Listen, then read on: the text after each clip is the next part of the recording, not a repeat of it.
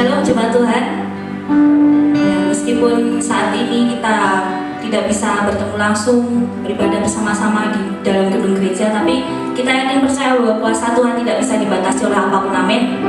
Mari kita sama-sama datang kepada Tuhan. Kita siapkan hati kita. Kita siapkan setiap jiwa kita, pikiran kita. Kita sama-sama menyembah Tuhan. Dimanapun saat ini kita berada, kita yakin dan percaya bahwa hadirat Allah selalu ada dimanapun kita berada. Terima kasih Tuhan buat kasih-Mu setiap hari.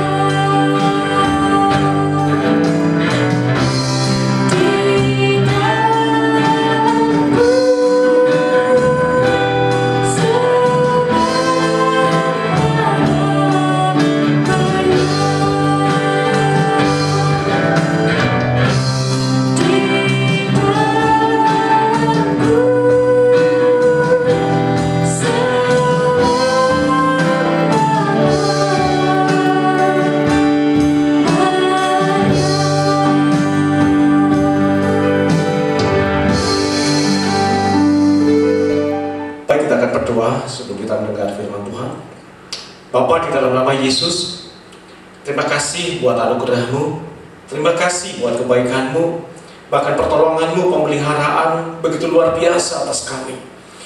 Engkau Bapa yang baik, Allah yang maha kudus, Allah yang maha besar, dan Allah yang maha mulia.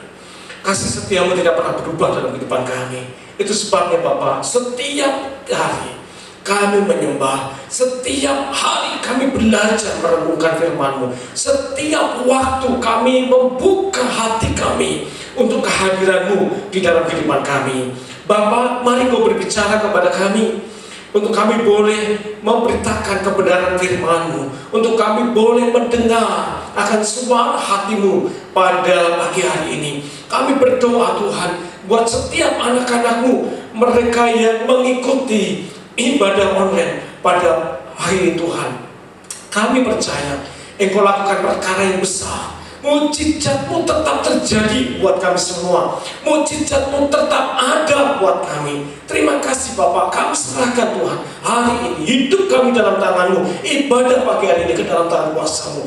Kami berdoa dan kami sebentar mendengarkan firman-Mu. Mari Bapak, Engkau berbicara kepada hamba-Mu secara khusus, sehingga apa yang hamba-Mu sampaikan bukan dari pemikiran hamba-Mu secara pribadi, bukan karena kata-kata yang hampa, tetapi kata-kata hikmat yang keluar dari mulut hamba-Mu. Oleh karena pengurapan-Mu itu turun atas hamba-Mu, kami berdoa dan kami serahkan semuanya hanya di dalam dan demi nama Tuhan Yesus kami berdoa, dan kami mau siap mendengarkan firman-Mu. Haleluya, amin, amin. Nah, saudara kekasih, pada hari ini di minggu pertama di bulan Juli, kita berada dalam situasi yang kembali seperti awal-awal pada saat pandemi ini terjadi di tanah air. Kita melihat sekarang kondisi keadaan di Indonesia, bahkan di beberapa daerah mengalami yaitu zona merah, bahkan ada yang zona hitam dan sebagainya, saudara. Sehingga pemerintah mengambil keputusan, mengambil kebijakan untuk ibadah secara online lagi. Tetapi kami percaya bahwa saudara tidak mengurangi hikmat, tidak mengurangi hadirat Allah. Saudara di gereja atau saudara di rumah, kalau saudara benar-benar mengikuti akan kebenaran firman Tuhan, maka saya yakin bahwa saudara berkatnya sama.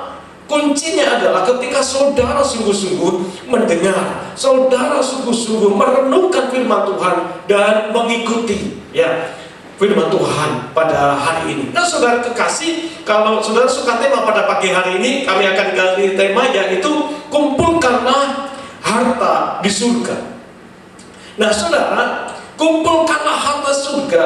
Dan saudara pasti tahu kalau tema ini kami angkat, kami berikan kepada saudara, dalam pemikiran kita adalah, yaitu harta pasti berbicara tentang finansial. Harta berbicara pasti tentang kekayaan yang kita miliki, aset yang begitu banyak yang ada dalam diri kita, dalam lingkungan kita, dalam rumah kita, yaitu mobil yang mewah, rumah yang begitu banyak, megah yang luar biasa. Itu pasti pemikiran kita, Bapak Ibu. Tetapi saya katakan kepada saudara bahwa kekayaan bukan sekedar finansial, atau bukan sekedar apa yang saudara dapatkan, saudara raih di atas muka bumi ini, sehingga saudara bisa menikmati kekayaanmu dengan tidak lagi mengingat akan hari esok. Nah, saya katakan kepada saudara bahwa kekayaan bukan hanya berbicara tentang finansial, tetapi kekayaan berbicara juga tentang bagaimana saudara melakukan kehendak Bapa, yaitu dengan kasih yang besar. Saudara memberi, itu berbicara tentang kekayaan. Saudara punya kasih untuk memberi. Saudara melayani, itu berbicara tentang saudara memiliki kekayaan untuk berbuat sesuatu kepada orang lain. Ketika saudara melakukan banyak hal, yaitu memberi, melayani, bahkan berjuang bagi orang lain, bukankah itu kekayaan yang harus kita miliki? Kekayaan yang ada di dalam hatimu yang tidak dimiliki orang lain, saudara.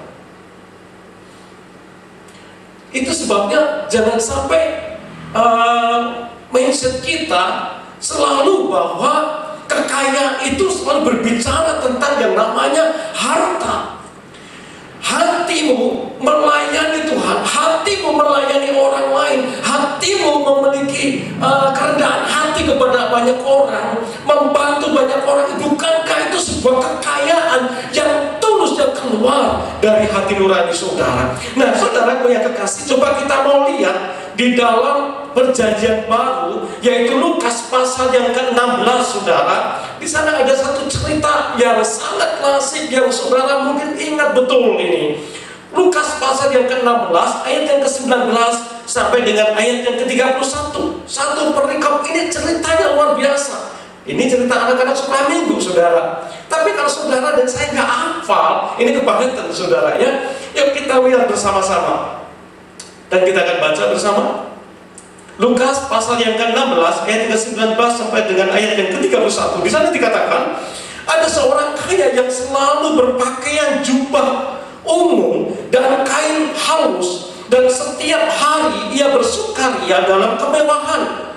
Dan ada seorang pengemis bernama Lazarus, badannya penuh dengan borok, berbaring dekat pintu rumah orang kaya itu, dan ingin menghilangkan laparnya dengan apa yang jatuh dari meja orang kaya itu.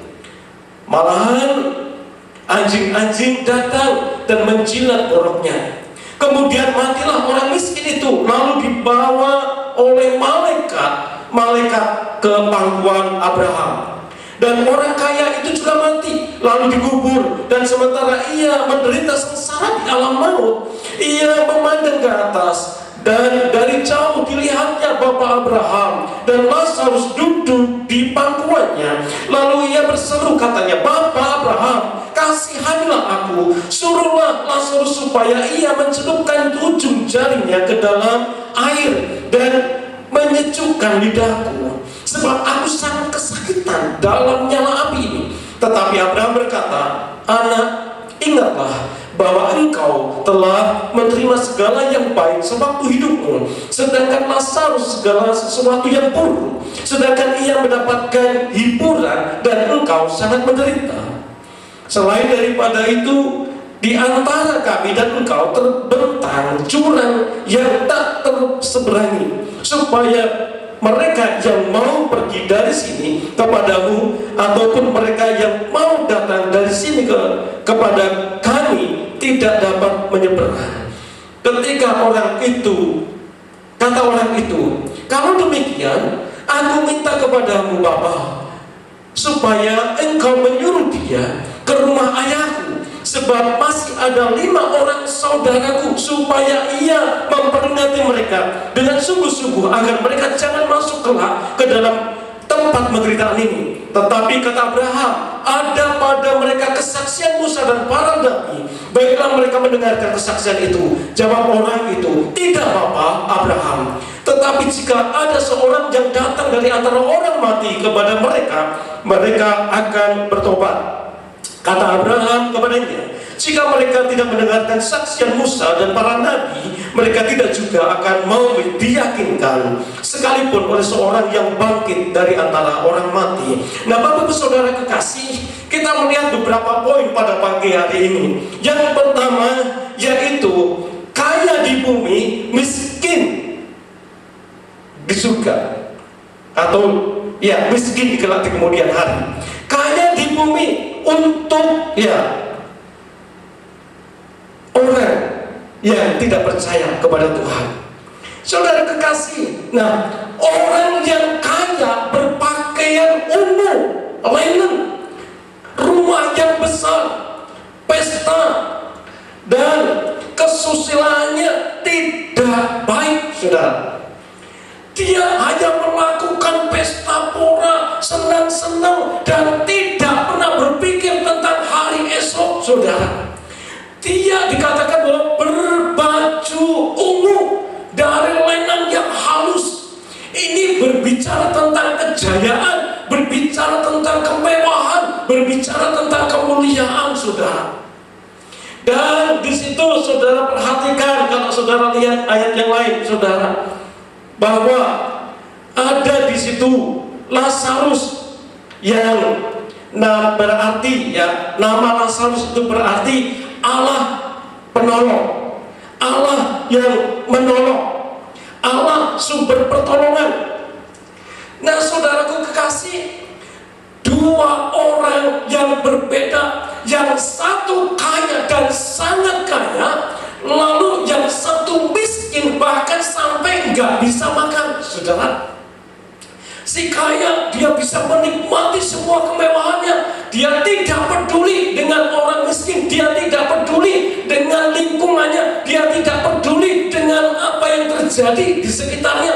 Bahkan di depan pintu rumah, coba saudara perhatikan, di depan pintu rumahnya ada orang yang sedang duduk di situ dan borongan, saudara.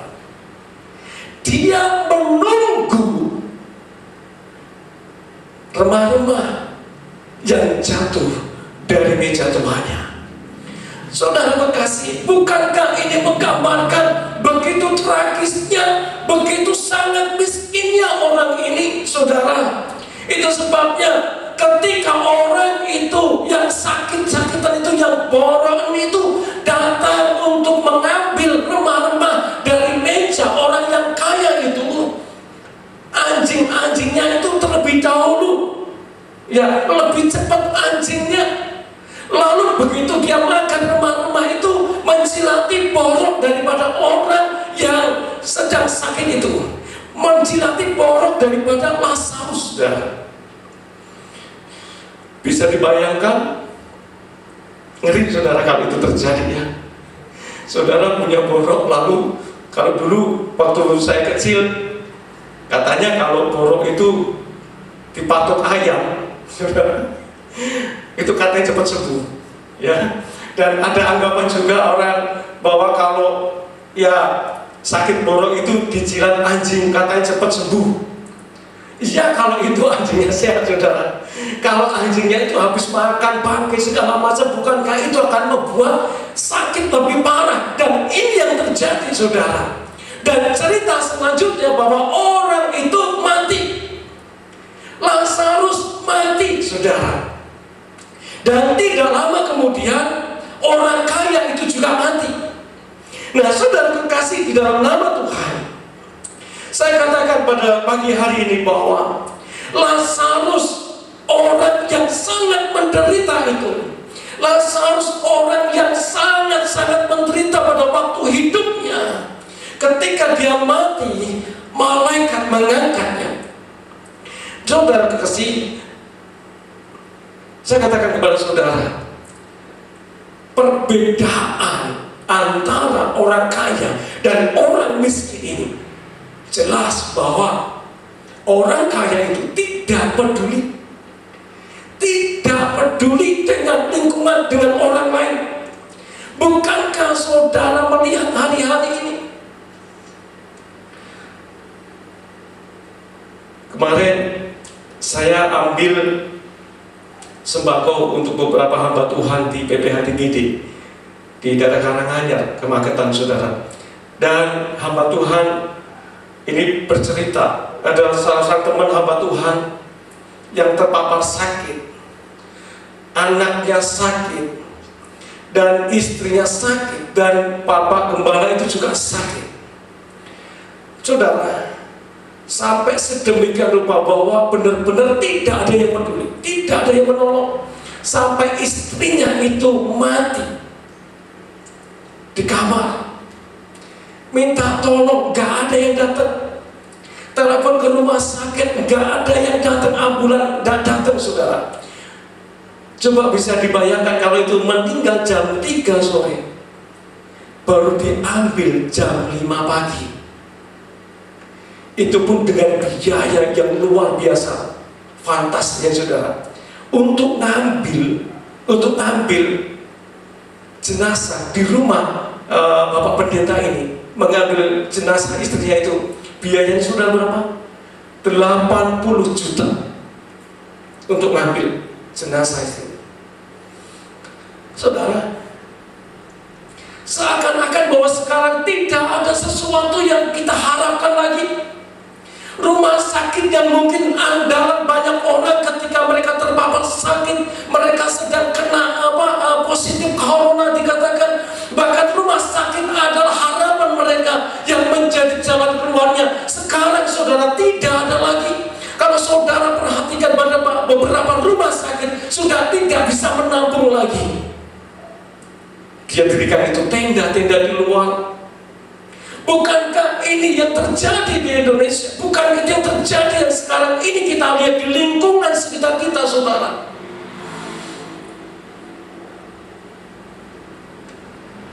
Itu sebabnya Bapak Ibu, mari sekarang kita waspadai segala sesuatu yang terjadi di lingkungan kita. Coba kita perhatikan yang lain. Bisakah mereka ini makan? Apakah mereka ini masih bisa mencari nafkah atau tidak? Punya beras atau tidak? Coba saudara, sekarang kita mulai perhatikan mereka. Jangan-jangan mereka tidak punya apa-apa, dan saudara, mereka sedang berteriak minta tolong kepada Tuhan. Mereka sedang menangis dan tidak seorang pun yang datang dan menolong kepada mereka. Bukankah seperti itu yang terjadi dalam diri Lazarus? Dia berteriak sebenarnya dalam hatinya, Tuhan kasihlah aku makan, Tuhan kasihlah aku sedikit rotimu, Tuhan kasihlah aku, berikanlah sedikit aku makanan buat ngisi perutku. Tetapi tidak ada yang peduli, saudara. Ini yang sering terjadi dan sering kita lihat. Itu sebabnya kaya di bumi tetapi miskin untuk memberi. Susah untuk memberi, saudara. Berat tangan untuk melepas. Itu memang hak saudara. Saudara mau memberi atau tidak, itu adalah hak saudara. Tetapi kalau saudara ingin menjadi saluran berkat bagi Tuhan, saluran berkat bagi Allah yang Maha Tinggi, lepaskan itu. Jangan pernah merasa sayang dengan hartamu, jangan merasa sayang karena engkau memiliki hanya satu-satunya yang saudara miliki. Cobalah kita melihat sekeliling saudara. Adakah mereka yang sedang membutuhkanmu? Adakah mereka yang sekarang ini membutuhkan sedikit saja dari apa yang saudara miliki? Itu poin yang pertama, saudara. Mari kita coba memberi. Mari coba kita melakukan kasihmu itu kepada orang lain. Poin yang kedua, saudara, kematian bisa menimpa siapa saja. Ayat yang ke-22 dikatakan di sana, kemudian matilah orang miskin itu, lalu dibawa malaikat ke pangkuan Abraham. Kematian bisa menimpa siapa aja. Lama kami tidak berbahas tentang kematian, Bapak Saudara, hampir 2 tahun. Dan puji Tuhan, jemaat di tempat kita sehat semua dan gak ada yang dipanggil Tuhan, sehingga kami bersyukur. Jemaat Teophani Pertahan begitu luar biasa, sehat semua, luar biasa, berkemuliaan bagi Allah kita. Kita percaya Bapak Ibu Saudara bahwa ketika saudara menyembah kepada Tuhan, ketika saudara melakukan kesetiaanmu kepada Tuhan, maka Tuhan akan melakukan perkara yang luar biasa. Kematian itu bisa menimpa siapa saja, Bapak Ibu. Jangan berpikir bahwa ketika seorang orang yang rambutnya sudah memutih, orang yang sudah tua itu mati duluan. Enggak, Bapak Ibu. Saya katakan kepada saudara, sekarang ini saudara lihat. Sekarang ini juga saudara perhatikan lingkunganmu. Banyak orang-orang mereka yang sedang berteriak oleh karena kesakitannya. Banyak orang-orang mereka yang meregang nyawa. Banyak orang-orang yang mereka ini sedang menanti sebuah kematian.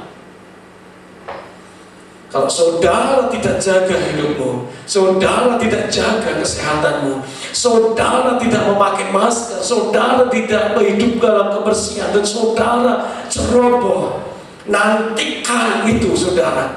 Cepat atau lambat, kematian itu akan begitu pada kita. Tetapi ketika saudara hidup tertib taat,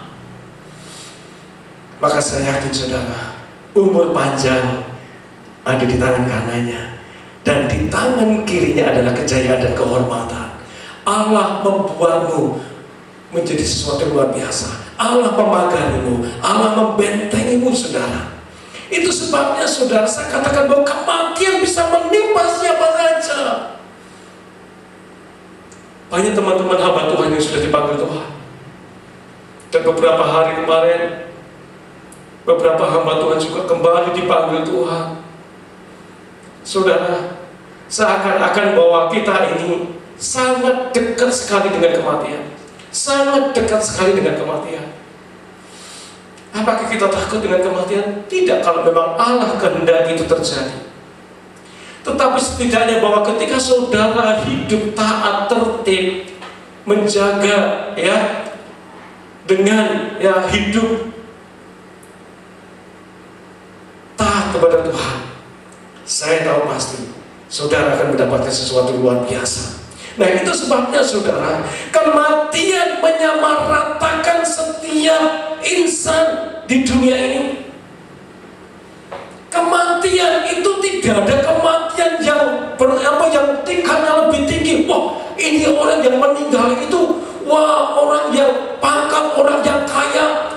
Perbedaannya hanya yang layak itu banyak kalau orang kaya. Tetapi kalau orang miskin itu hanya beberapa orang saja. Cuma itu saja, saudara. Apakah ketika seorang yang kaya itu mati, pasti dia masuk surga karena kaya? Atau yang miskin dia mati, tetap pasti itu masuk neraka? Bapak ibu saudaraku, saya katakan, bukan berarti bahwa si miskin, orang yang miskin itu hidup dekat dengan surga, dan orang kaya itu selalu hidupnya dekat dengan neraka. Enggak, Bapak saudara. Saya katakan kepada saudara, tidak berarti bahwa orang kaya selalu masuk neraka karena kekayaannya, atau orang miskin masuk surga karena kemiskinannya. Saya katakan pada pagi hari ini, tidak. Tetapi siapapun yang hidup seturut dengan kehendak Tuhan, kaya atau miskin, akan masuk dalam kerajaan surga. Kekayaan mereka untuk memberi, kekayaan mereka untuk orang lain, kekayaan mereka untuk menolong orang banyak, kekayaan itu diberikan untuk pelayanan, untuk memberikan kepada orang lain. Mereka akan mengumpulkan harta di surga. Begitu demikian bahwa orang miskin, mereka kalau tidak bertobat, masuk neraka juga, saudara. Itu sebabnya kalau saudara lihat di cerita ini, orang miskin pasti masuk surga, dan orang kaya pasti masuk neraka. Banyak orang kaya, mereka yang tahu tentang bagaimana dia memberi, dan banyak orang kaya, mereka menyisihkan hartanya untuk mengumpulkan harta di surga. Apakah orang miskin karena dia tidak punya terus gak bisa melakukan sesuatu? Saudara, ketika saudara dan saya itu miskin dan tidak punya apa-apa, bukan berarti bahwa saudara gak bisa lakukan sesuatu. Saudara bisa mengerjakan, saudara bisa lakukan sesuatu, yaitu saudara mencari Tuhan dengan sungguh-sungguh, atau paling tidak kita bisa melayani Tuhan dengan tubuhmu.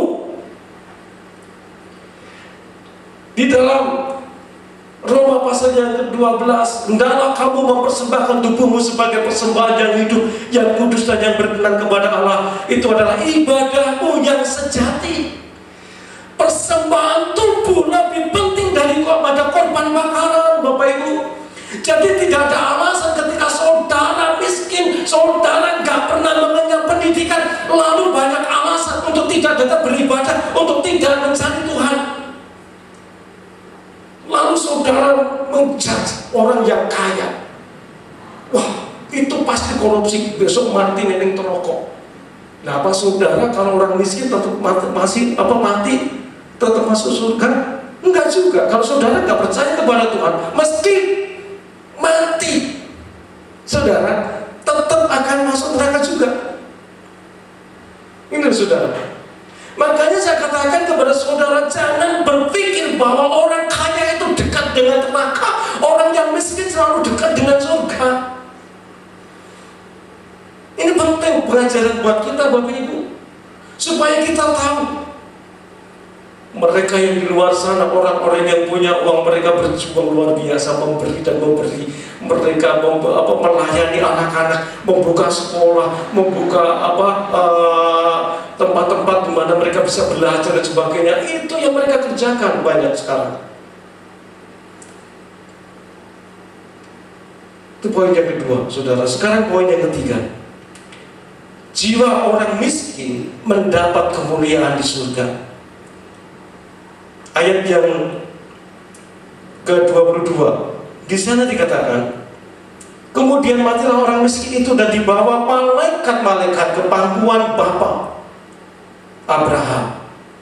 Saudaraku yang kekasih, ini adalah sebuah gambaran di mana bahwa penderitaan yang dialami Lazarus itu memang mendapatkan, yaitu sesuatu yang luar biasa.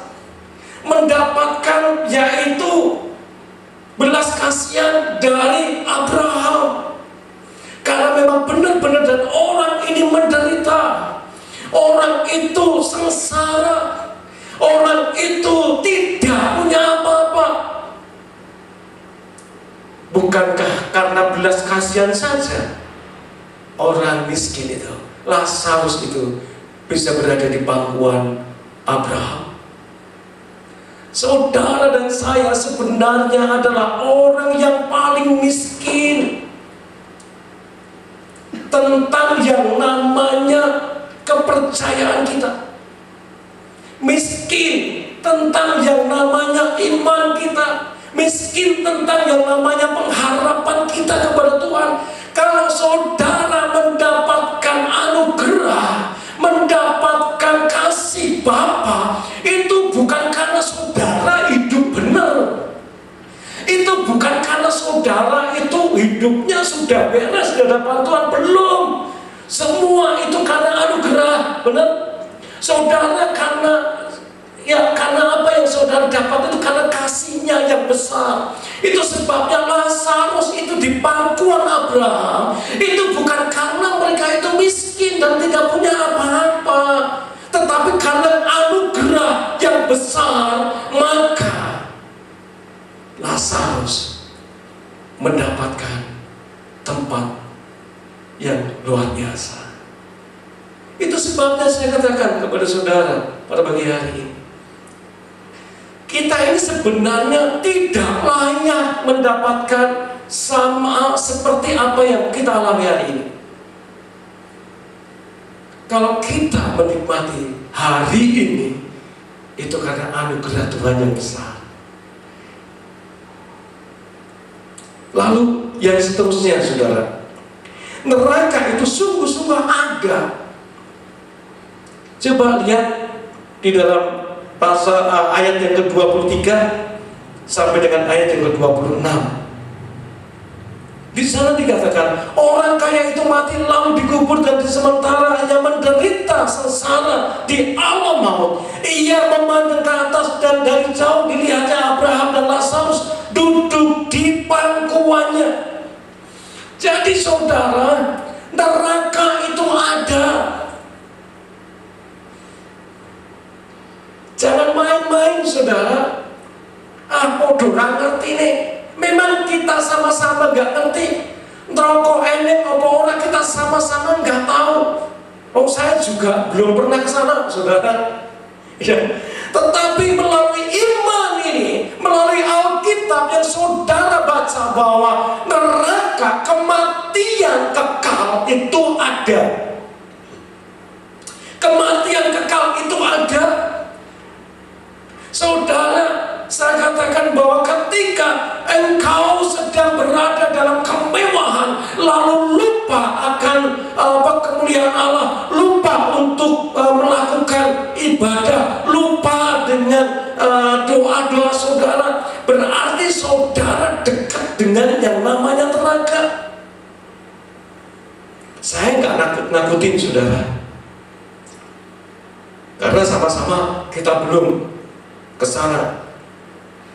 Tapi dari Alkitab yang saudara baca, setidaknya bahwa kehidupan kekal dan kematian kekal itu ada. Dan itu sebabnya orang kaya itu hanya kepingin jari daripada Lazarus itu dicucukkan ke dalam yaitu air, lalu diteteskan ke mulut daripada orang kaya ini, hanya kepingin supaya menyejukkan lidahnya. Karena saudara lihat di situ, di sini aku sangat menderita, saudara. Itu sebabnya kita percaya bahwa Allah yang kita sembah itu Allah yang maha kuasa, Allah yang begitu hebat, Allah yang begitu besar, dan Allah yang kita sembah itu Allah yang benar-benar hidup buat saudara dan saya. Itu sebabnya saudara, saya katakan jangan main-main saudara, karena apa yang saudara kerjakan hari ini pertanggungjawabannya itu di besok, di kemudian hari, ketika saudara dan saya dipanggil Tuhan. Lalu poin yang terakhir, jangan terlambat menyadari nilai kekekalan. Ayat 27 sampai 28 dikatakan, kata orang itu, kalau demikian aku meminta kepadamu Bapa, supaya engkau menyuruh dia ke rumah Bapakku, sebab masih ada 5 orang saudaraku, supaya ia memperingati mereka dengan sungguh-sungguh, agar mereka jangan masuk kelak dalam tempat penderitaan ini. Saudara, bagaimana mungkin? Sebab surga dan neraka itu ada jurang pemisah. Memang itu bisa melihat ke atas, tetapi tidak bisa dijangkau. Dan apa yang dikatakan Abraham?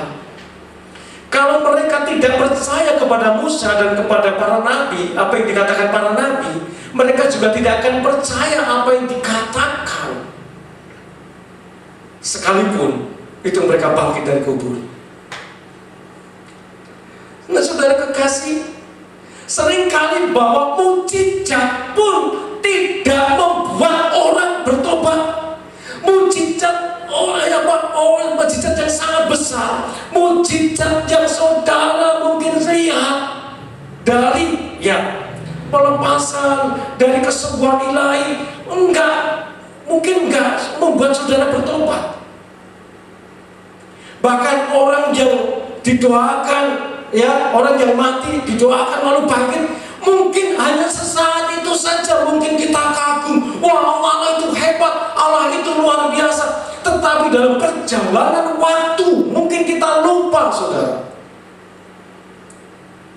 Itu sebabnya Abraham berkata, sekalipun itu bangkit dari kubur,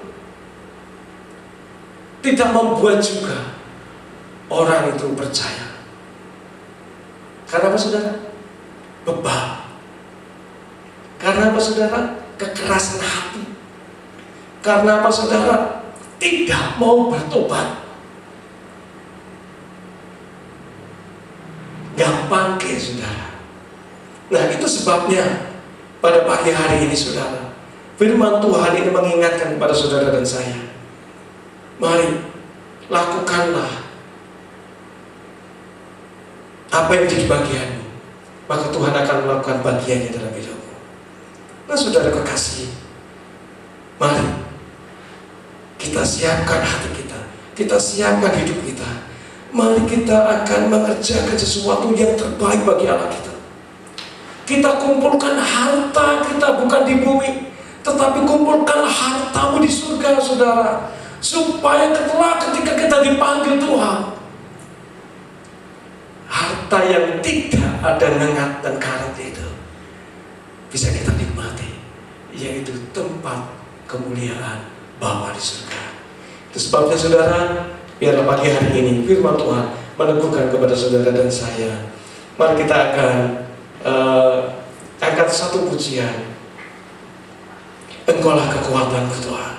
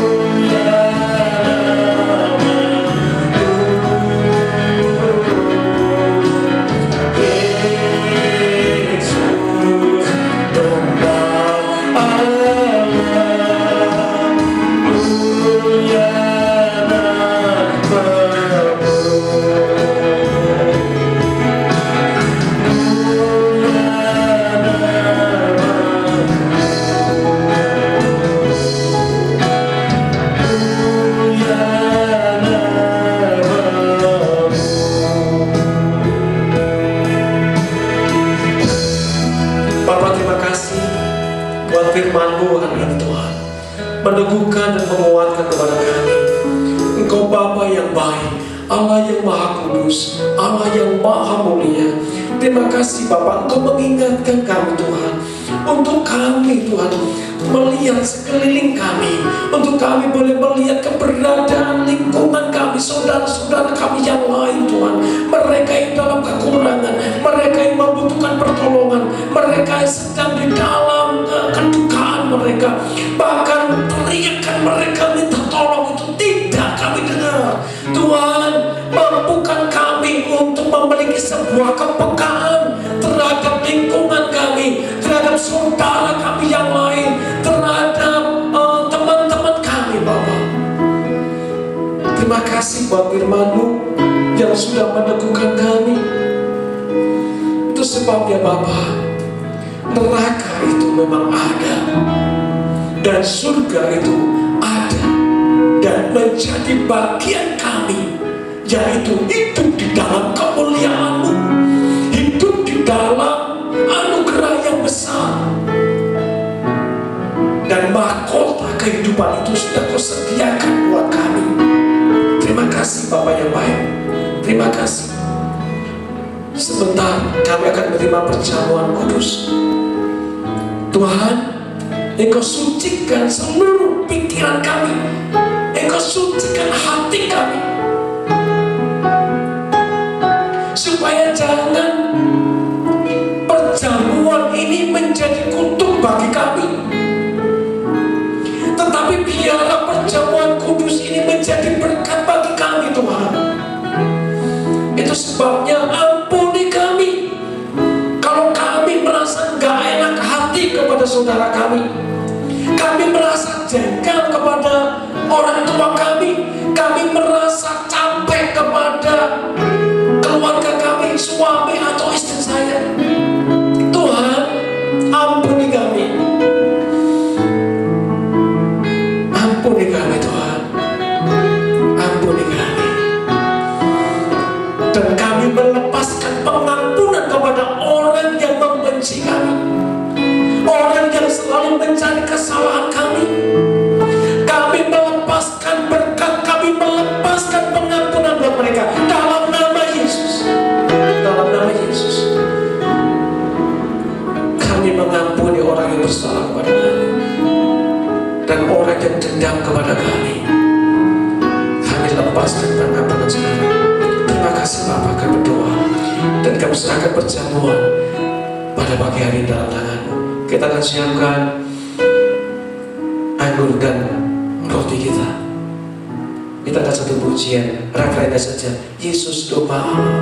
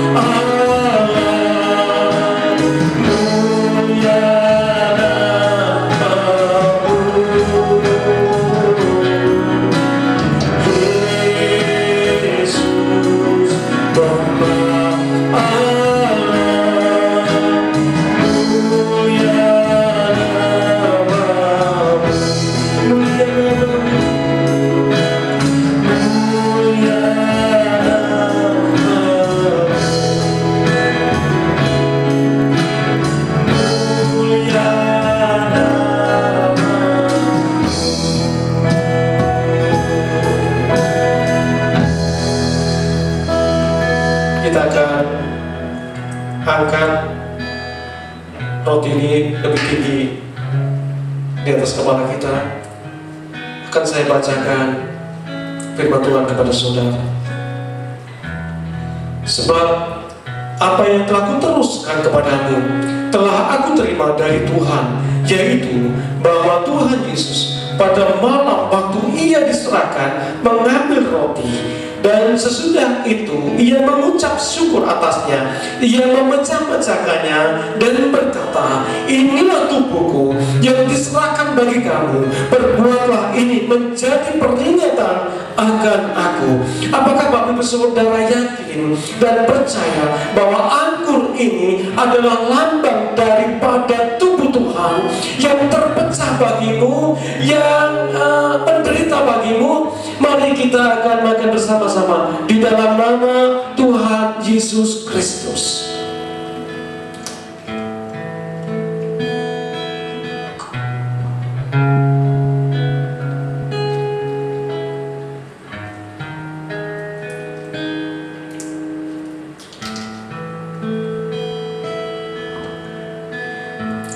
Demikian juga ia mengambil cawan sesudah makan, lalu berkata, cawan ini adalah perjanjian baru yang dimeteraikan oleh darahku.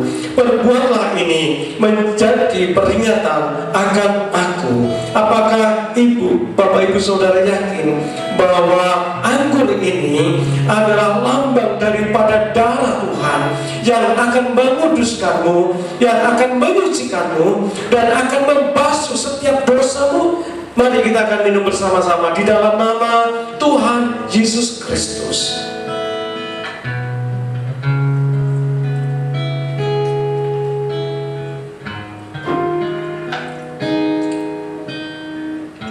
Terima kasih Bapa, terima kasih Yesus, terima kasih Roh Kudus. Tubuh dan darah-Mu menyatu dalam hidup kami, dan Engkau Tuhan yang berkuasa atas hidup kami. Engkau Tuhan yang sudah melakukan perkara yang luar biasa dalam hidup kami Tuhan. Terima kasih buat kesehatan, terima kasih buat berkat, terima kasih buat pemeliharaan, bahkan pertolongan-Mu yang begitu luar biasa. Engkau sudah nyatakan kepada kami, dan kami akan hidup seturut dengan kehendak-Mu. Terima kasih Bapa yang baik. Kami berdoa dan kami menyerahkan semuanya di dalam dan demi nama Tuhan Yesus. Hamba berdoa dan hamba mengucap syukur. Haleluya. Amin. Silakan terus.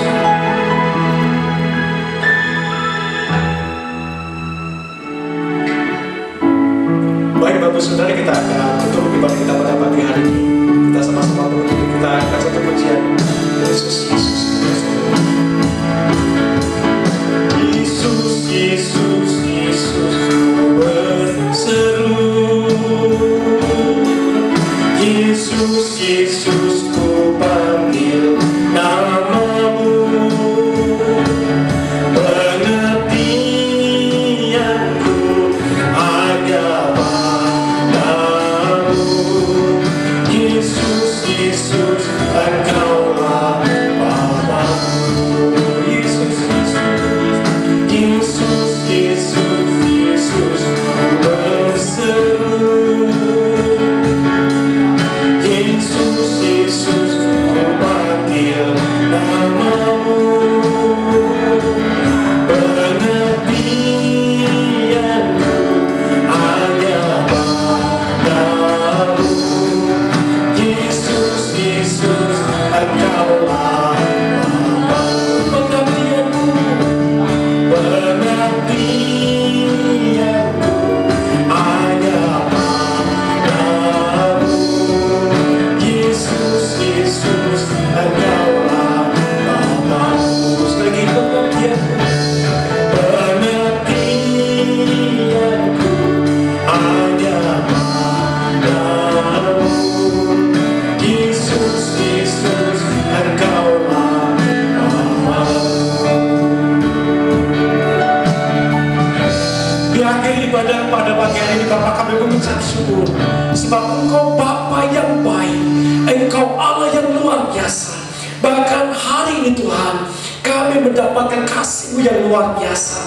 Bapak, kami berdoa sekarang buat anak-anak-Mu yang di bulan Juli ini berulang tahun, baik itu ulang tahun pernikahan, bahkan ulang tahun bertambahan usia mereka. Bapak, di dalam nama Yesus, Engkau campur tangan Tuhan. Engkau memberkati, bahkan Engkau memelihara. Kasih setiamu tidak pernah berubah Tuhan, kekal selamanya sampai selama-lamanya. Perpanjangan umur yang Tuhan sudah beri akan membuat anak-anakmu semakin dewasa, akan membuat anak-anakmu menjadi lebih baik lagi. Bahkan ketika mereka merantau pernikahan mereka di bulan Juli ini Tuhan, Engkau memberkati rumah tangga mereka, Engkau memberkati anak-anak mereka, bisnis, pekerjaan, semua mereka diberkati Tuhan. Dan kami berdoa sekarang buat anak-anakmu yang sekarang terpapar oleh karena COVID Tuhan, oleh karena pandemi. Tuhan Yesus, ada banyak di luar sana mereka yang berteriak minta tolong. Ada di luar sana banyak mereka yang mengalami ketakutan, kekhawatiran. Bapa, Engkau sumber penghiburan bagi anak-anakmu. Engkau sumber pertolongan buat anak-anakmu Tuhan. Kami berdoa buat jemaatmu di Teofani, berkat-Mu mengalir kesehatan, kasih, anugerah, pertolongan-Mu Tuhan. Luar biasa Kau nyatakan. Terima kasih Bapa yang baik. Sekarang kami berdoa Tuhan buat persembahan-persembahan yang kami berikan, baik itu kolekte dan perpuluhan. Bapa, di dalam nama Yesus Engkau memberkati tangan-tangan yang sudah menyisihkan keuangan mereka, mereka yang sudah berjerih payah, mereka yang berjuang, mereka yang bekerja siang malam, dan mereka yang mengumpulkan sedikit demi sedikit untuk memberi untuk kemuliaan bagi nama-Mu. Bahkan perpuluhan mereka diberkati Tuhan. Berkati jemaat, berkati anak-anak-Mu. Engkau tidak melihat banyak dan sedikit dari perkembangan mereka, tetapi Engkau melihat hati mereka masing-masing. Terima kasih Bapak, kami berdoa, kami serahkan semuanya dalam tangan-Mu. Engkau Bapak yang memampukan kami untuk melewati semua proses yang terjadi. Terima kasih Bapak, kami berdoa dan kami serahkan semuanya di dalam tangan kasih dan kemurahan-Mu. Kita akan terima berkat daripada Tuhan sebelum kita pulang. Diberkatilah engkau, diberkatilah lumbungmu, diberkatilah anak-anakmu, suamimu, istrimu, diberkati Tuhan. Baik ketika mereka ada di ladang, baik ketika mereka ada di dalam rumah, baik ketika mereka sedang bekerja, mereka sedang merintis sebuah pekerjaan, mereka sedang membuka ladang-ladang yang baru, mereka memperlebar kemah-kemahnya, patok kediamannya, dikencangkan di sana. Maka Engkau berdiri di tengah-tengah mereka dan Engkau memberkati. Pulang Bapak Ibu Saudara kekasih, di dalam kasih anugerah Bapa, cinta kasih Tuhan Yesus Kristus serta persekutuan Roh Kudus memberkati hidup saudara mulai hari ini seterusnya bahkan sampai selama-lamanya. Tuhan Yesus memberkati. Haleluya.